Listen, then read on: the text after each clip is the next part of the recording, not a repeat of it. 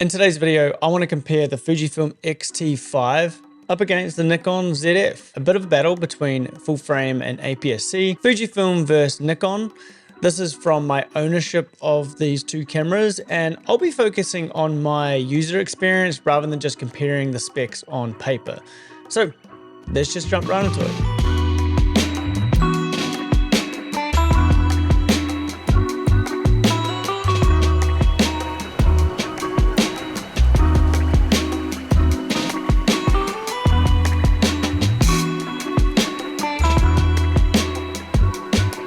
Thank you to Pixpa for sponsoring today's video. If you are a new viewer of the channel, my name is Gerard Needham. I am a full-time photographer and filmmaker based in the beautiful Gold Coast of Australia. And I've owned the Fujifilm XT5 for almost a year and the Nikon ZF for over 6 weeks now. So we do have two elephants in the room: sensor size and autofocus performance. So let's start with the sensor size. The Nikon ZF features a full frame 24 megapixel sensor, while the Fujifilm XT5 has a much smaller APS-C sensor, but it is 40 megapixels. Now, for me, the resolution of a camera sensor, whether that's full frame or APS-C, doesn't really matter, especially for online use or even printing. However, I have a few dislikes about APS-C sensors, and this applies to the XT5. They tend to produce more noise or grain compared to full frame sensors. Additionally, you lose a bit of depth of field and background separation. This is why I prefer not to use zoom lenses for portrait photography on an APS-C sensor, as f2.8 is equivalent to about f4 full frame background separation. Lastly is that full frame look. I personally find that when I edit a file coming from a full frame camera like the Nikon ZF, I notice much more detail, resolution, and just a lot more color depth, and I actually prefer editing the files from the Nikon ZF. Now, that may be a controversial opinion, and I understand that many people do love Fujifilm colors. Color science from different manufacturers is not really a thing anymore, especially with these new mirrorless cameras. I am planning a video addressing this topic next week and how to get the best colors out of your camera regardless of the make and model. So be sure to subscribe and not miss that video. And just a quick reminder, if you like how I edit and you want to emulate this pastel film look, my Lightroom presets are linked in the description down below. So the next topic, which is a major concern, is the autofocus performance. Fujifilm have notoriously struggled with poor autofocus, and they have also recently issued faulty and just untested firmware that has really been plaguing these cameras, particularly for continuous autofocus. Nikon is definitely catching up in the autofocus game and is miles ahead of Fujifilm based on my personal experience, but it still lags slightly behind Canon and Sony. My next point is the different lens options. Both of these cameras offer a wide range of focal lengths for both prime and zoom lenses. Generally speaking, these APS-C lenses are lower priced. However, this lower price often comes with a decrease in quality. I do have some concerns regarding Fujifilm's f1.4 range of lenses, as there is just a huge variation in quality.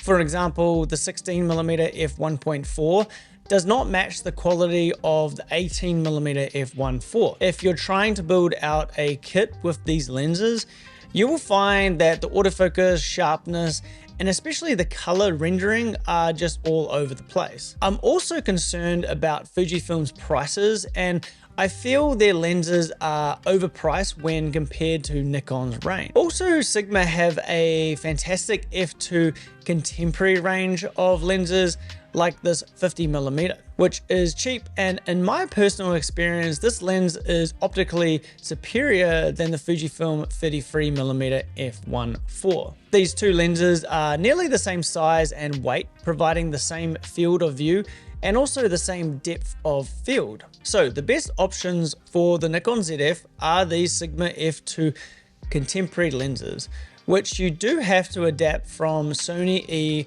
mount to Z mount with a fin adapter from Megadapt, which offers full AF control and no issues from my experience. You also have various vintage full frame manual focus lenses that provide good character, as well as newer optics like the Voigtlander options available for purchase. So coupled with the excellent manual focus experience, the Nikon ZF is superior in terms of lens options, lens price, and performance compared to Fujifilm. Next, I really want to discuss the ergonomics of these cameras, including the build, the size, and the weight. And right off the bat, the Fujifilm XT5 feels fantastic in the hand, even with larger lenses attached. This XT5 is significantly smaller and lighter than the Nikon ZF, which I would consider the least ergonomic camera that I have ever used. This is why the first thing I did was purchase this newer grip, which I discussed in my previous video that's linked in the description.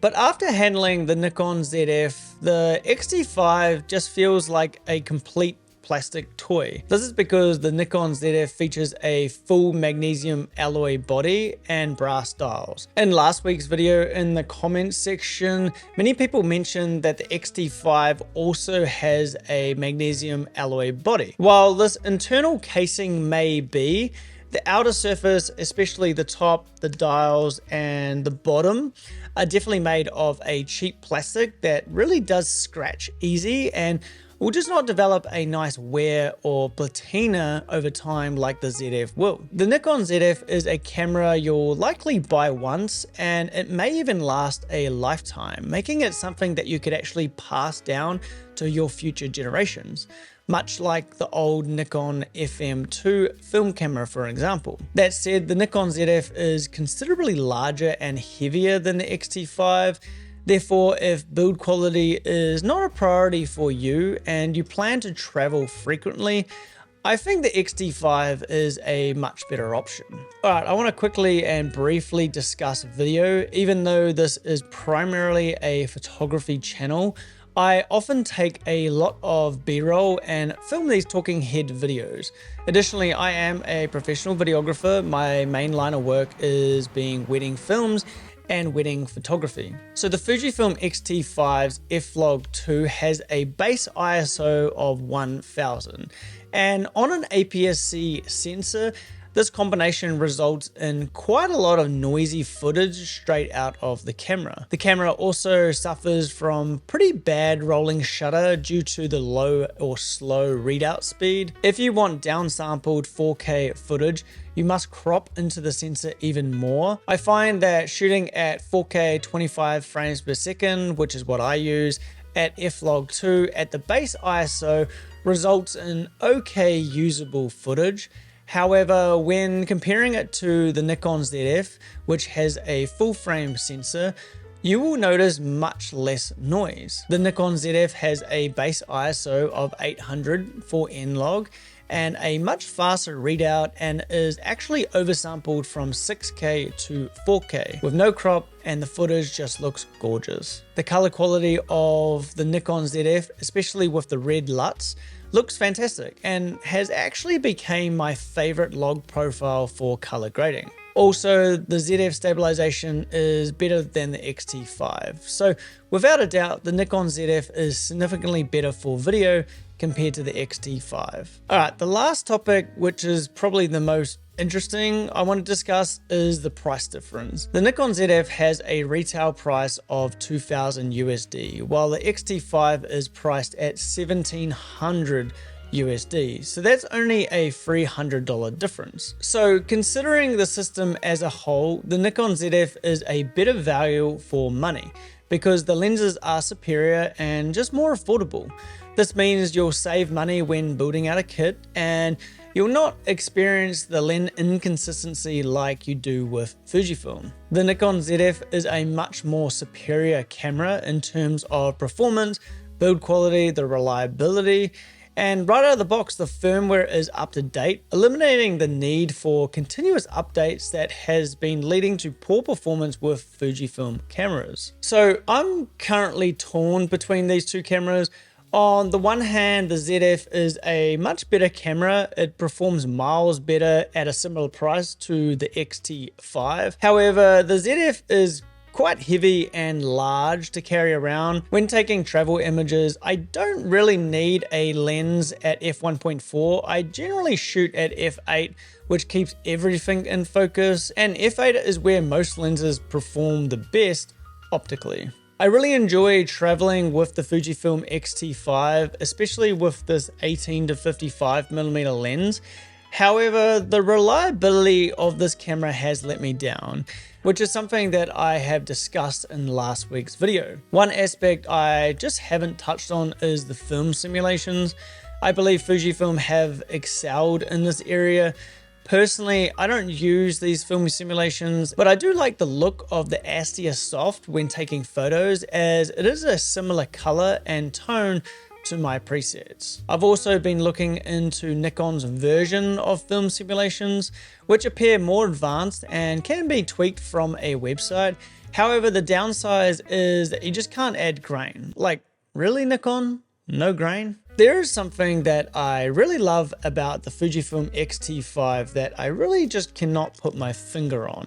And I'm hoping when the XT6 comes out, all of these issues from the XT5 are resolved. But I feel for me that the Nikon ZF is a better camera for me and my work, and is the best practical camera to shoot with. If you'd like to see my review of the Nikon ZF or my 3-month ownership review of the Fujifilm XT5, there are links in the description down below, along with a video on how I edit my photos. And all of today's photos have been edited with my Lightroom presets, and I've color graded the footage using my cinema LUTs. That's all linked in the description down below. Additionally, there is a link to Pixper, which is today's sponsor. So if you are a photographer, you understand how important it is to showcase your work in a way that reflects your style and professionalism. Pixper is a website builder designed for creators like us. One aspect I really do love about Pixper is how customizable and user-friendly their templates are. Especially the one-page design, it gives you a clean, minimalistic look to showcase your work without overwhelming your potential clients. Also, with Pixper's built-in client galleries, photographers can streamline their workflow by sharing images directly with their clients. Clients can easily proof, select, and download, and even purchase the images all in one place. Plus, with Pixper's e-commerce features, you can sell prints and other products right from your website, making it simple to turn your work into profit. And guys, as someone with dyslexia, the AI-powered spell checker has been a huge help. It eliminates the need for me to jump between ChatGPT to check my spelling or do my copywriting. So if you're ready to elevate your online presence, head to Pixper and start building your site today. You can find a discount code in the description down below. And thank you to Pixper for supporting this channel, and I'm really excited for working with you guys in the future. Alright guys, that's all for today. Hope you enjoyed the video. We'll see you later.